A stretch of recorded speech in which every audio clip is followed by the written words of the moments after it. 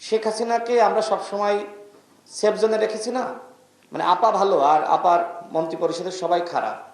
ঠিক এখন ওই জিনিসটা আমরা দেখছি যে আমাদের ইউনূস ভাই ভালো আর বাকি উপদেষ্টারা খারাপ। স্বরাষ্ট্র উপদেষ্টা তিনি নির্বাচনের পরিবেশ তৈরি করতে পারছেন না, আমাদের নিরাপত্তা নিশ্চিত করতে পারছেন না।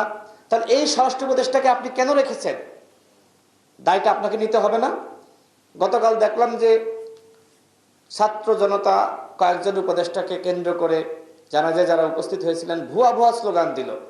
আমার মনে হয় যে ডক্টর মোহাম্মদ ইউনূস তিনি সবার আগে এই ভুয়া স্লোগানের দাবিদার।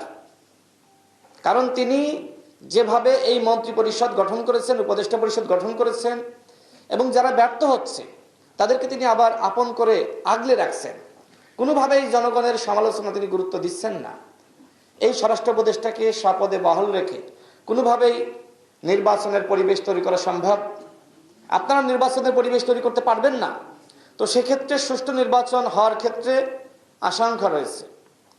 উসমান হাদিকে আপনারা নিরাপত্তা দিতে পারেন নাই। সে বারবার বলছিল যে আমাকে নানান জায়গা থেকে হুমকি দেওয়া হচ্ছে।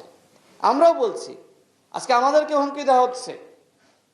আমরা যেখানে যাচ্ছি আমাদেরকে সবাই বলছে যে ভাই নিরাপদে থাকেন, নিরাপদে থাকেন। তো রাজনীতি করতে এসে কি ঘরে বসে থাকা যায়? যায় না তো। এই সরকারের দায়িত্ব ছিল ওই ধরনের নিরাপত্তা নিশ্চিত করা। আজকে পুলিশের মধ্যে ফেসিবাদ, যে পুলিশের ব্যক্তিরা কনস্টেবল থেকে শুরু করে কর্মকর্তারা ছাত্র জনতার বুকে গুলি চালালো, ওই পুলিশের কয়জনকে আপনি চাকরিচ্যুত করেছেন? কয়জনকে আপনি পানিশমেন্টের আওতায় এনেছেন? সুতরাং ওই আগের পুলিশ, হাসিনার পুলিশ দিয়ে আপনি কিভাবে আমাদের নিরাপত্তা নিশ্চিত করবেন? তারা কি চায়? তারা চায় এই ধরনের সংকট সৃষ্টি হোক।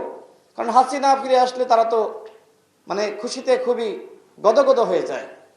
সচিবালয়ে যে সকল আমলারা, কামলারা, কর্মকর্তারা, তাদের কোনো পরিবর্তন হয়েছে? এই কথাগুলো তো আমরা বারবার বলছি।